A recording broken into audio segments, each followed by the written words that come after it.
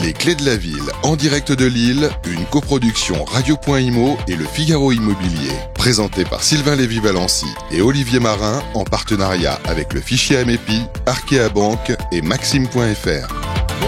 Bonjour à toutes et à tous. Merci d'être avec nous. Nous sommes ici dans cette magnifique ville de Lille. Nous sommes dans le nord, ici au Palais de la Bourse à Lille, où nous sommes très chaleureusement accueillis. Merci en tout cas d'être avec nous. Je rappelle à toutes fins utiles, voilà, il est 17h passé de 2 minutes. Nous sommes sur les plateformes de diffusion du Figaro Immobilier de Radio Imo.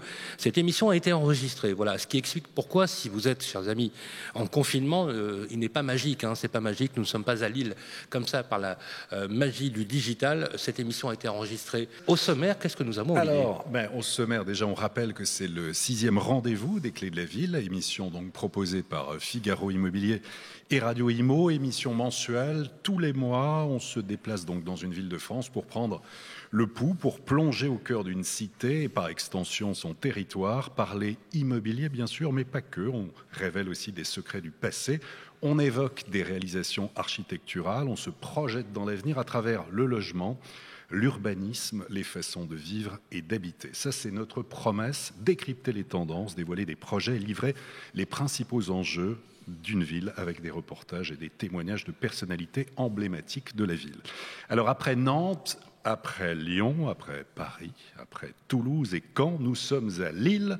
Et au sommaire de l'émission, tout d'abord notre grand témoin, qu'on est très heureux d'avoir ici, Stanislas Dandievel. Bonjour. Voilà, bonjour à vous et puis bienvenue à Lille pour cette émission. Merci infiniment. Donc, adjoint, chargé notamment, parce qu'il y a beaucoup de titres, de l'urbanisme, de l'action foncière et immobilière, spécialiste du logement et que nous avons donc le plaisir d'avoir dans cette émission.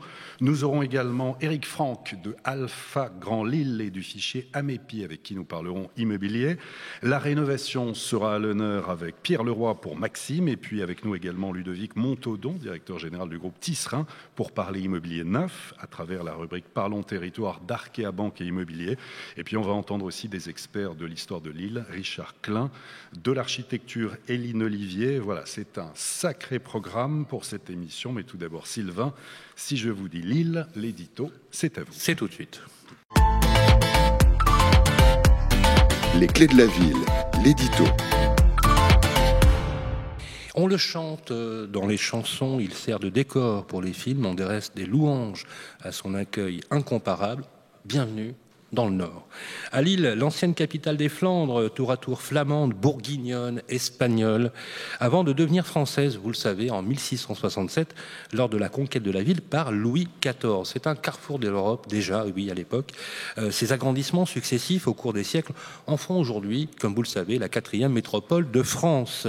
Alors que ces monuments racontent la prospérité exceptionnelle que fut la ville de Lille, mais aussi de tout le Nord, au cours de son histoire, bien sûr, son architecture qui frappe. Elle recèle, bien entendu, des influences variées qui rendent compte de son destin mouvementé, à la croisée de nombreuses puissances qui n'eurent de cesse de cela disputer. Et ça a farouchement marqué la physionomie de la ville.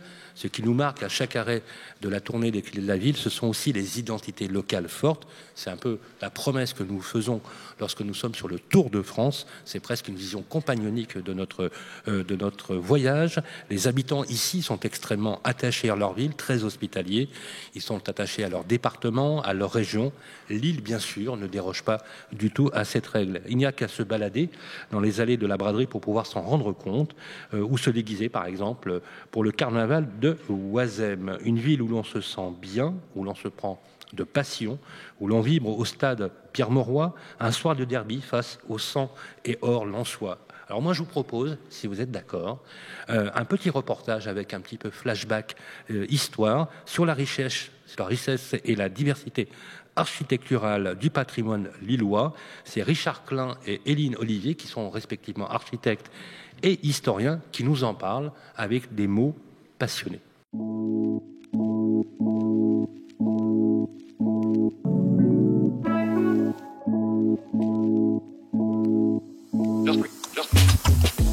Lille, plus que jamais à la croisée des influences, capitale des Flandres, territoire des ducs de Bourgogne, puis conquête par Louis XIV.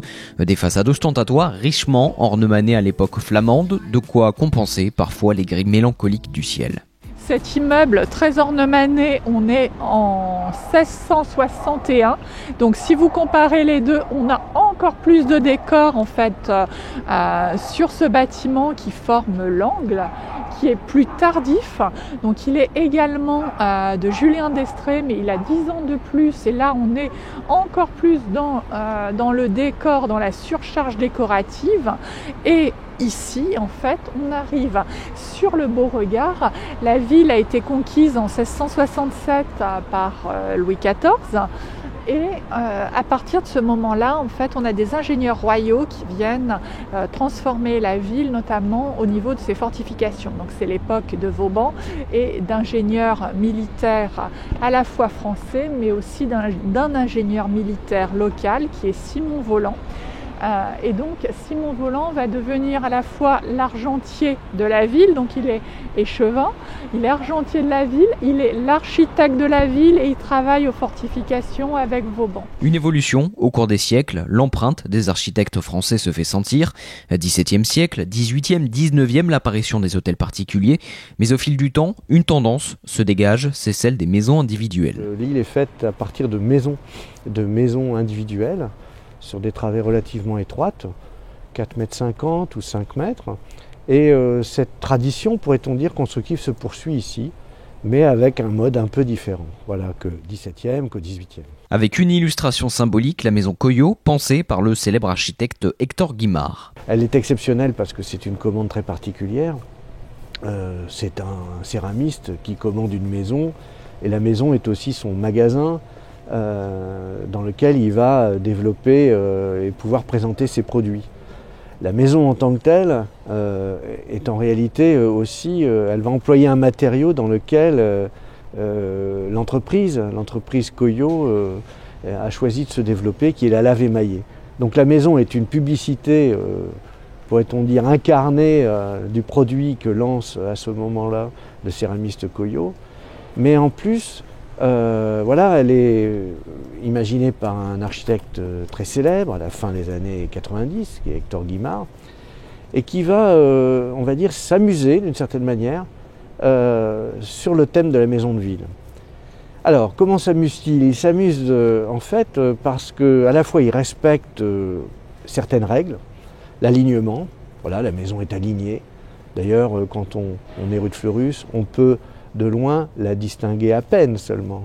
Le patrimoine architectural lillois est à la croisée des influences, ça on l'a bien compris, mais il rend compte du destin mouvementé de l'ancienne capitale des Flandres. C'est une très jolie ville, Stanislas d'Andivel, que vous avez là. Une petite réaction sur ce que vous venez d'écouter ? C'est révélateur, je pense, de l'esprit, de l'âme de Lille, qui est une cité aux confins de l'Europe du Nord-Ouest. Je pense qu'on est vraiment cet état d'esprit. Et je pense que, voilà, au-delà du patrimoine, de l'architecture, on en est fier. Il y a une spécificité, une identité lilloise.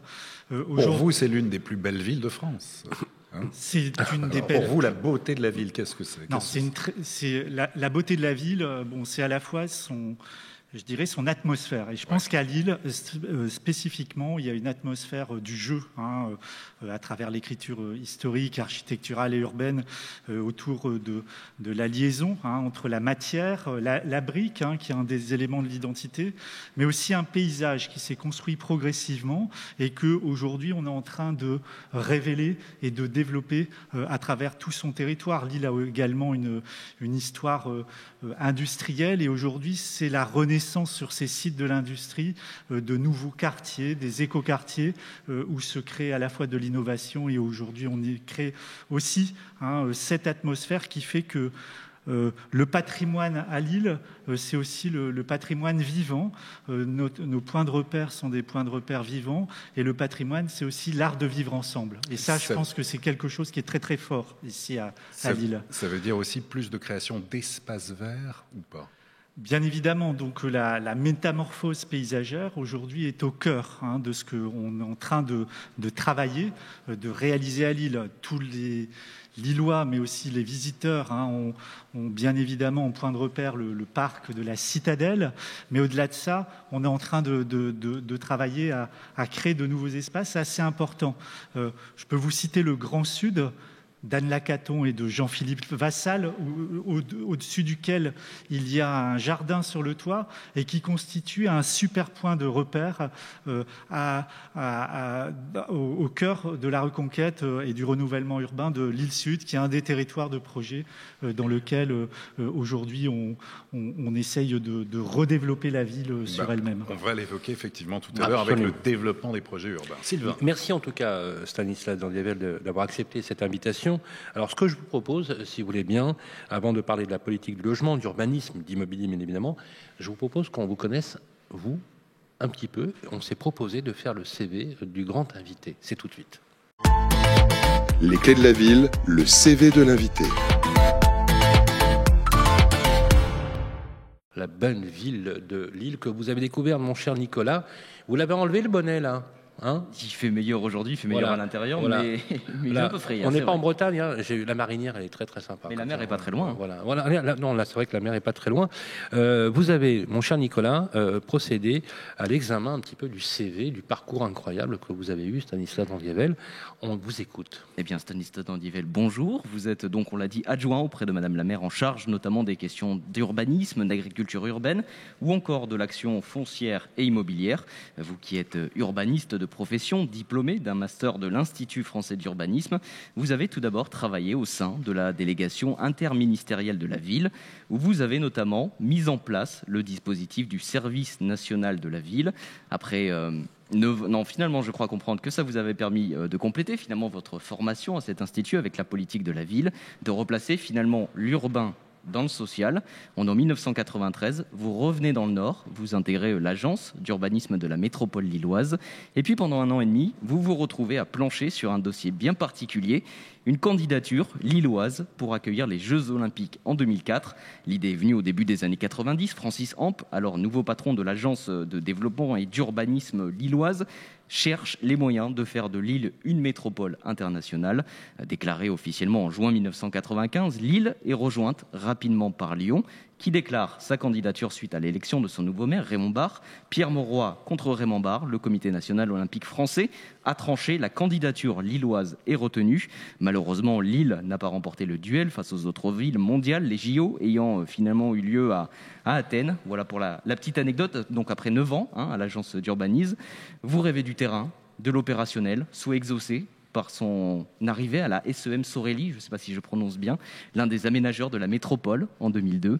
Et puis au fil du temps, vous prenez de plus en plus de plaisir, de passion à vous immerger sur le terrain, dans les atmosphères de quartier, jusqu'à devenir aujourd'hui adjoint auprès de Madame la maire, en charge, on l'a dit, notamment de l'urbanisme et de l'action foncière et immobilière. Pas mal. Oui, alors j'ai dû oublier beaucoup de choses. Non, en fait, ce qui est intéressant, c'est que effectivement, si on part de, vous avez mis l'accent sur la candidature de Lille aux Jeux Olympiques, et on va avoir Lille va être site d'accueil et terre d'accueil pour les Jeux de Paris. Et donc, je pense qu'il y a plus d'une génération qui sont. Alors, pour le handball, au stade Pierre-Mauroy. Et ça montre aussi que, je dirais, derrière cette mobilisation, qui était une mobilisation liée à la transformation de la ville, aujourd'hui, on a fortement cheminé. Il y a plus d'une génération par rapport à cette époque. Donc, ça nous fait revenir un petit peu en arrière. Mais aujourd'hui, ce qui est intéressant dans les mutations, dans les transformations de Lille, c'est qu'on a véritablement, autour de Martine Aubry, réconcilié l'homme avec la ville, et on se lance aujourd'hui dans un projet. C'est un peu le message que l'on passe aux habitants, que l'on passe à celles et ceux qui viennent, qui sont attirés par Lille. C'est-à-dire qu'on veut à la fois réussir cette métamorphose paysagère, cette transformation de Lille vers une ville toujours plus végétale, avec une dimension qui est celle de la ville bas carbone, qui va consister à la fois à travailler à la production d'un nouvel immobilier en phase avec son environnement, et à la fois à la reconquête et à la restructuration de l'ensemble du patrimoine bâti plus ancien, et où on voit qu'il y a un potentiel. Ce que Richard Klein évoquait lors du reportage montre bien effectivement comment Lille aussi a un révélateur de points de repère, et c'est notre responsabilité politique aussi de les révéler et de les mettre au service d'un projet social, comme vous l'avez dit. On va entrer dans le prosaïque et le pratico-pratique en recevant l'ambassadeur local du fichier Amépi. On appelle ça des alphas. Il s'appelle pas Roméo, il s'appelle Eric Franck. C'est un professionnel de la transaction immobilière ici installé à Lille. C'est le moment de notre virgule et de notre séquence Parlons bien. Les clés de la ville. Parlons bien avec le fichier Amépi. Avec notre invité en plateau, Eric Franck. Bonjour. Bonjour. 2 agences dans le Grand Lille, responsable du fichier Amépi à Lille, partage de mandats. Alors tout d'abord, peut-être 3 chiffres clés. Je sais que c'est pas évident, on l'a évoqué notamment tout à l'heure, il y a beaucoup de disparités, mais enfin ce sont des tendances, c'est pour aussi donner l'idée à des gens qui ne connaissent pas forcément Lille, quel est à peu près le prix au mètre carré. On va voir ça aussi avec vous en détail. 3500, ça c'est le premier chiffre clé, 3500 € prix moyen au mètre carré d'un appartement ancien à Lille selon les dernières statistiques des notaires. 8,8%, ça c'est la hausse de prix annuelle. 210 000 comme 210 000 €, ça c'est le prix moyen d'une maison ancienne à Lille avec une hausse annuelle plus modérée, on est autour de 5%. Dynamisme économique, forte présence étudiante, renouvellement de quartier, fort réseau de transport, situation géographique, activités sportives et culturelles. Lille toujours bien classée dans le palmarès des villes où investir. Et vous qui êtes l'un des meilleurs spécialistes de l'immobilier lillois, vous allez nous éclairer. On va prendre avec vous les clés de la ville, mais aussi peut-être la clé des champs. Et bon, tout d'abord, en cette période très particulière de crise sanitaire, comment se porte le marché immobilier lillois ?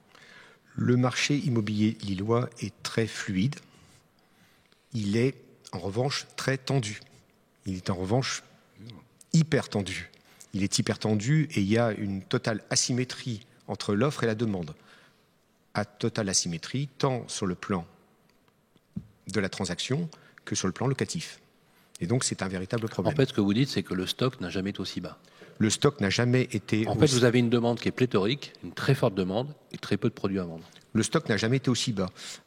Au sein d'une même structure, nous disposons aujourd'hui en moyenne d'un portefeuille de 10 mandats.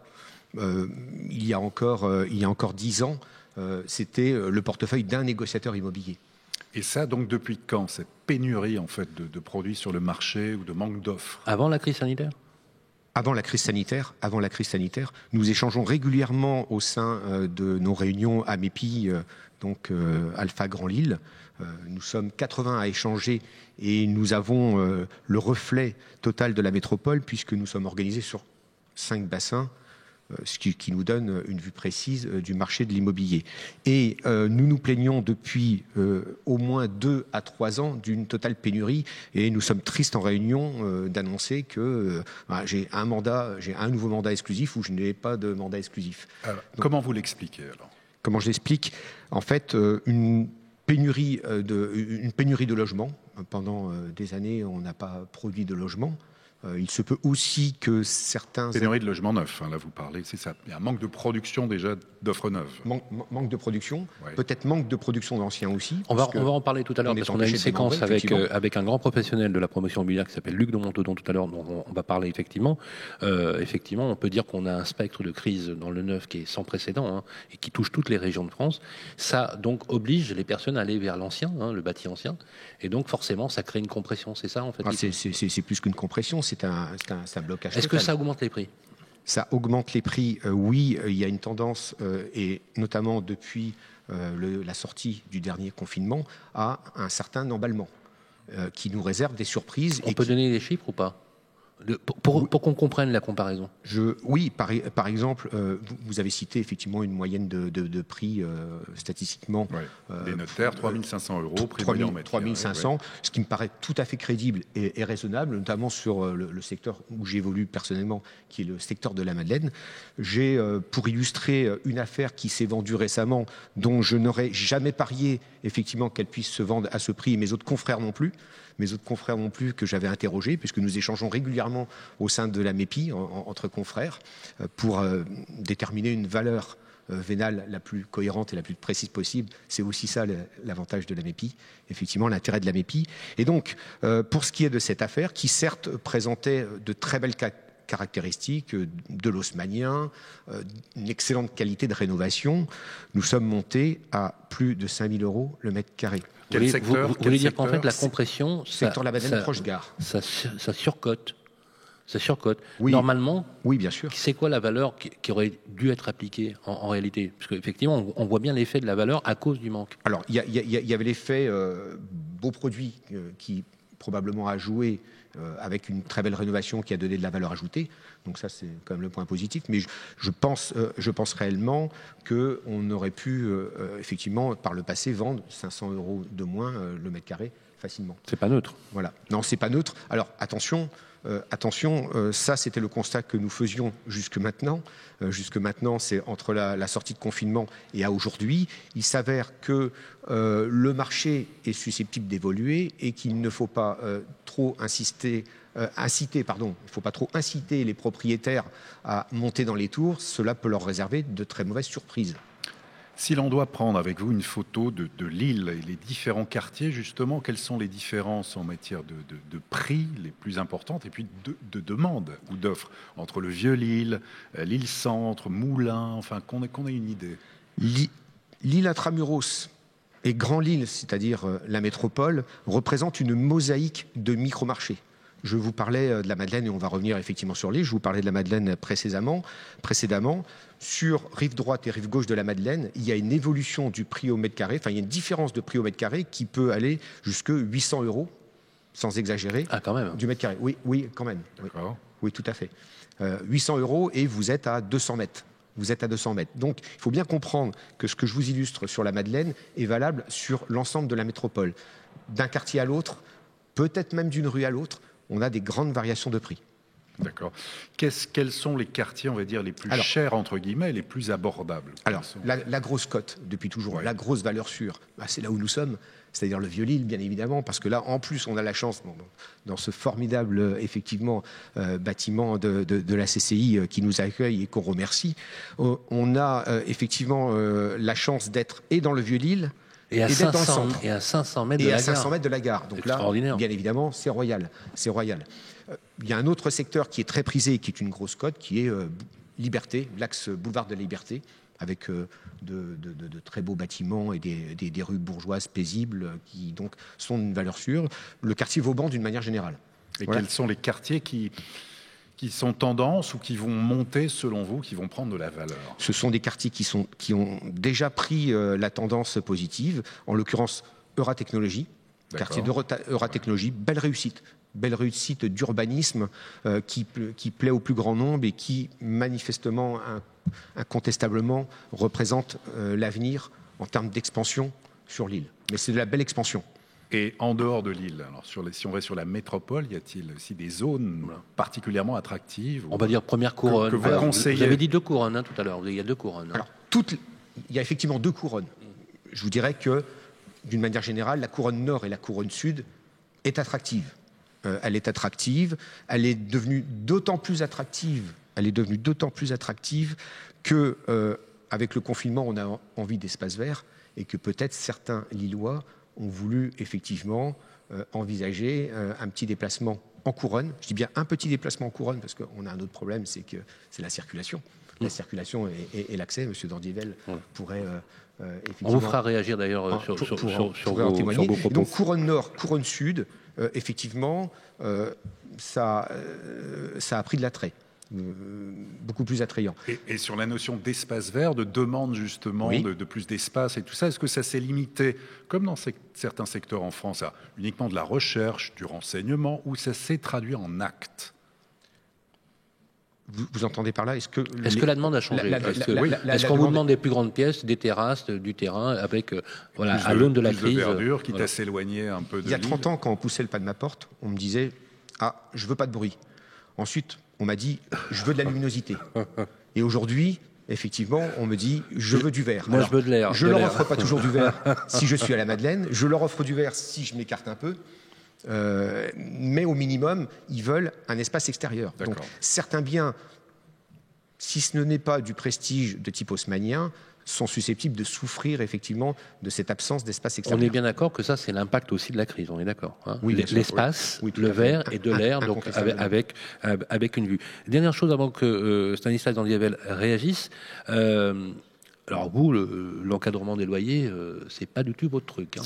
C'est pas trop mon truc. Vous avez même utilisé des mots un Effectivement. peu forts, on peut le dire, hein. Non, mais exprimons-nous. On est en démocratie. Oui, effectivement, je l'ai qualifié d'idiot précédemment, cet encadrement des loyers. J'en suis désolé, monsieur Dandievel. Idiot est peut-être fort, bien évidemment, mais au minimum, il sera contre-productif. Donnez-nous quelques exemples qui vous feront croire, penser, et c'est intéressant de confronter les idées, il en va aussi de la vitalité du débat public, sur justement pourquoi ça ne fonctionne pas selon vous. C'est pas bon. Vous avez parlé tout à l'heure de désinvestissement, vous avez parlé de choses quand même assez fortes. Certains propriétaires nous contactent en envisageant, surtout sur des petites surfaces, parce que vous évoquez l'aspect punitif, monsieur Dandievel, mais en l'occurrence, on est en plein dedans. Je vous prie de croire que les propriétaires, et il ne s'agit pas de nous, parce que nous, finalement, nous sommes des intermédiaires, et nous sommes là pour, effectivement, relater le marché de l'immobilier. Mais je puis vous dire, veuillez croire que les propriétaires vivent l'encadrement des loyers comme une véritable punition et réfléchissent à vendre. Donc, s'ils vendent, c'est moins de logements, et moins de logements représente une véritable catastrophe. Véritable catastrophe, et là je pèse mes mots, parce que le marché locatif est en totale pénurie. Je vais vous donner un exemple, effectivement, Sylvain, de difficultés que l'on peut rencontrer, moi et mes confrères, bien évidemment. Vous publiez une annonce pour une offre locative vendredi soir, et vous avez oublié de la dépublier samedi soir. Et vous vous retrouvez avec 50 mails, 60 mails, 70 demandes. Et avec, bien évidemment, peut-être 30, 35 visites et peut-être 10 candidatures. Je plains les locataires. Le plus triste est pour les locataires. Un propriétaire saura toujours revendre son logement. Le pauvre locataire pour trouver un logement. Ne sait pas se loger. Pour trouver un logement. Pour trouver un logement. Merci, Éric Franck. On enchaîne tout de suite avec notre prochaine virgule. On va parler de rénovation énergétique. On attend Pierre Leroy, le patron de Maxime, sur la rénovation énergétique. C'est notre virgule. Parlons mieux. Les clés de la ville, bien mieux avec Maxime.fr. Et oui, on est bien mieux avec Maxime.fr, une plateforme qui propose, Stanislas Dandievel, justement, de mesurer l'efficacité et de faire les bons choix en matière de rénovation énergétique. Il ne vous a pas échappé d'ailleurs que nous sommes, nous, avec Radio Imo et nos partenaires qualité à l'EDF aussi, sur le Tour de France des copros vertes, où chaque semaine, on fait le tour d'une ville pour justement lutter contre les passoires énergétiques. Cette question, Pierre Leroy, vous en êtes le spécialiste. Bonjour à tous. Donc, effectivement, au carrefour de l'Europe, Lille gagne des habitants depuis 1982, 10e ville de France, avec plus de 232 000 habitants, selon le dernier recensement effectué par l'INSEE. La métropole, la MEL, la métropole européenne de Lille, compte plus d'1 million d'habitants. Alors, comment réussir à attirer de nouveaux habitants et dans le même temps augmenter l'offre de logement? La question est centrale, d'autant qu'on le sait, la France manque cruellement de logements. Donc, selon le dernier PLU rendu public, les besoins de construction en habitat sont fixés à 6 000 logements par an. Dans une ville où près de 29% des habitants sont considérés comme sans activité professionnelle, le besoin de logement social est significatif. Près de 60% des ménages sont éligibles au logement HLM. À cela, il faut ajouter un mal commun à énormément de villes en France. Depuis le début de cette tournée Les Clés de la Ville, notre service data chez Maxime a pu l'observer à divers endroits. Pas d'exception ici. À Lille, le parc se caractérise d'abord par son ancienneté. 35% des logements ont été construits avant 1946. Ça pose évidemment des questions en matière d'intervention sur l'habitat privé dégradé et de précarité énergétique des ménages. Et puis, autre enseignement très important, la problématique des logements indignes est prégnante sur le territoire. Le parc privé potentiellement indigne, ce qu'on appelle PPPI, s'établit à 11% de l'ensemble du parc concrètement. C'est-à-dire que 16 000 logements sont considérés comme sans confort. sans baignoire, sans douche ou avec des WC attenants au logement. Conséquence alors presque mécanique, l'inadéquation des offres de logement par rapport à la demande induit forcément une très forte tension sur certains segments du marché et l'accès au logement peut être très difficile, notamment pour les ménages aux revenus intermédiaires et modestes, comme on en parlait à l'instant. Donc la métropole européenne de Lille, au travers du PADD, le PAD, fixe donc 3 objectifs. 1. Favoriser la performance énergétique dans les constructions et les aménagements. L'âge moyen du bâti impose en effet de mettre la priorité sur la rénovation thermique des bâtiments dans le but de réduire les factures énergétiques et ainsi lutter contre la précarité énergétique des usagers. Ça, c'est une première chose, mais un premier écueil néanmoins, c'est que beaucoup de ménages n'ont pas les moyens nécessaires pour la rénovation de leur logement. Deuxième objectif, c'est encourager la construction neuve et l'évolution du parc existant. L'attractivité résidentielle de la métropole dépend aussi de sa capacité à intervenir sur le parc ancien.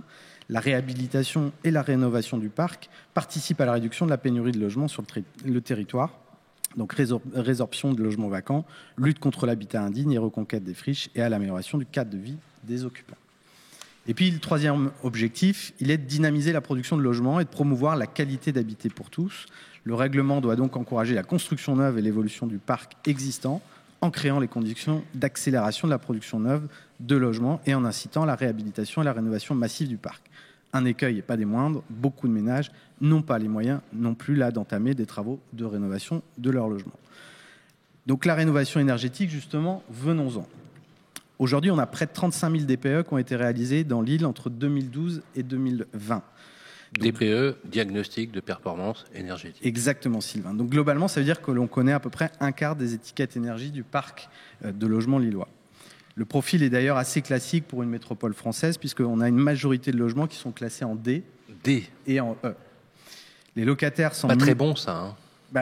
Les locataires sont mieux lotis que les propriétaires, et sans surprise, le neuf est majoritairement de catégorie B, oui. Même si l'on peut observer un peu de C néanmoins, ce qui est assez surprenant dans du logement neuf. Avec toute la pression qu'on a mise sur les promoteurs, aujourd'hui, ils sont exemplaires, on peut le dire. Sauf le problème, c'est qu'ils aimeraient bien qu'on ait un peu plus de permis de construire quand même. Donc ça, c'est pour en tout cas les appartements. Et pour les maisons individuelles, majoritaires dans l'île, on peut voir que le profil est meilleur que celui des appartements. La seconde classe prépondérante étant le C et non le D. Mais attention, une nuance à apporter, on en a fait beaucoup moins puisqu'on a fait que 3000 DPE. Donc à noter également que dans les communes de la Melle, on a quand même fait 138 000 DPE entre 2011 et 2020. Donc on a une bonne vision. C'est bien. On a une bonne vision du sujet. Une bonne dynamique, ça. Alors après, le problème, c'est que si on prend un cas concret pour terminer l'analyse, c'est celui des maisons dites 1930 dans l'île, un changement de chaudière, une meilleure isolation des sols, du plafond. Bref, si on regarde de plus près et si on considère la plus-value sur le prix de la maison, le coût des travaux se montrait entre 23 et 27 000 euros.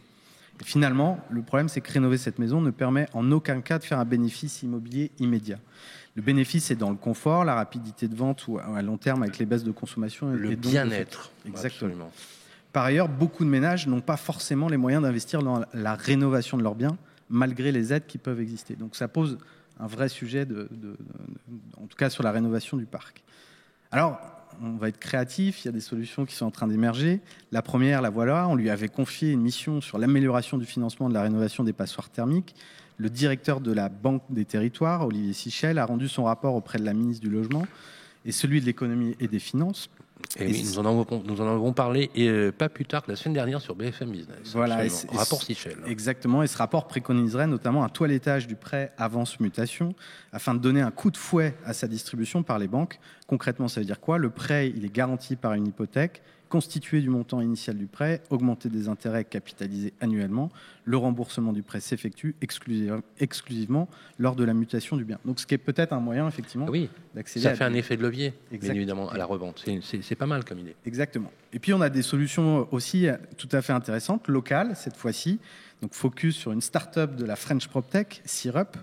L'idée de cette jeune pousse, elle est pertinente et originale. Et en fait, afin donc de permettre la fin des passoires thermiques, la start-up propose de rénover le bien d'une personne contre une mise à disposition du logement pour la réintégration d'une personne en difficulté sur une durée, une durée déterminée. Donc, il y a des choses qui sont en train d'émerger et qui sont intéressantes. Donc, on le dit, on le répète, la rénovation énergétique est essentielle aujourd'hui, mais on le sait aussi, avec la crise économique des ménages en difficulté, son application est loin d'être un fleuve tranquille. Merci Pierre, brillant votre analyse. Stanislas Dandievel, un commentaire. Sur le constat et le diagnostic, vous avez raison. Et en même temps, je pense que Lille est une des villes qui a pris de l'avance avec la métropole européenne de Lille. On a créé un outil qui est la maison de l'habitat durable, qui est un espace qui permet d'accompagner l'ensemble des ménages à la rénovation durable de leur logement, y compris à mobiliser toutes les aides possibles et mobilisables pour permettre cela. Merci beaucoup, Pierre. C'est l'heure maintenant de parler, justement, on va parler de immobilier neuf, justement, qui souffre quand même en France. Pour rappeler que quand même, l'année qui vient de s'écouler a été très, très, très inquiétante et même a interpellé les autorités là-dessus sur la panne de construction neuve. C'est notre séquence Parlons Territoire. Les clés de la ville. Parlons Territoire avec Arkea Banque. On va parler effectivement avec vous du marché du logement neuf qui souffre en fait en France. On peut dire qu'à Lille aussi, comme sur l'ensemble du territoire, baisse des permis de construire, des mises en chantier. Pour vous donner une idée, et ça ce sont les chiffres de la Fédération des promoteurs immobiliers, 3 600 €, ça c'est le prix au mètre carré en moyenne dans le neuf sur Lille Métropole. On va dire que les prix sont stables, on est à plus 1%. Une offre qui se réduit, moins 16% sur un an pour les mises en vente, des réservations, des ventes en baisse, moins 32% sur un an, recul des ventes à investisseurs en Pinel, donc c'est moins 22%, moins 40% en accession à la propriété, en tout cas pour les propriétaires occupants, bureaux, logements, télétravail, des programmes mixtes à inventer, des aménagements à repenser. Tout d'abord, quel bilan vous faites-vous et où est-ce que l'on construit à Lille ? Donc vous avez raison, l'immobilier neuf à Lille suit la tendance générale au niveau de la métropole, peu ou prou la tendance des marchés des métropoles régionales, hors Île-de-France bien sûr, qui a un fonctionnement un peu différent en ce moment, à savoir, vous l'avez dit, un recul très fort des réservations de logements en 2020, une baisse marquée également des mises en vente par rapport à 2019, qui était déjà une année assez faible, ce qui conduit au final à une augmentation des prix de vente, puisque nous sommes globalement dans une crise de l'offre. Vous parliez des chiffres sur la métropole avec des prix de vente relativement stables. Il faut être plus précis dans l'analyse. La métropole lilloise est très vaste. On parlait tout à l'heure de ces 1 200 000 habitants. Si on regarde plus précisément sur les zones tendues, là où on produit le plus, on constate plutôt une augmentation des prix de l'ordre de 3% en 2020. Encore plus précisément plus forte sur le territoire lillois où c'est plutôt de l'ordre de 8%. Donc des disparités globalement assez importantes avec une offre qui a un peu de mal à se reconstituer. Alors bien sûr, il y a du foncier à Lille ? Comme partout ici, on manque, c'est compliqué, on manque de foncier. Les promoteurs se battent de manière assez brutale c'est le moins qu'on puisse dire. Depuis quelque temps sur chaque mètre carré à vendre. Ça fait partie de ce métier. Ça amène forcément une hausse des prix de vente globalement. Donc du mal à reconstituer l'offre. C'est dû à la crise sanitaire, clairement, mais pas seulement. C'est compliqué.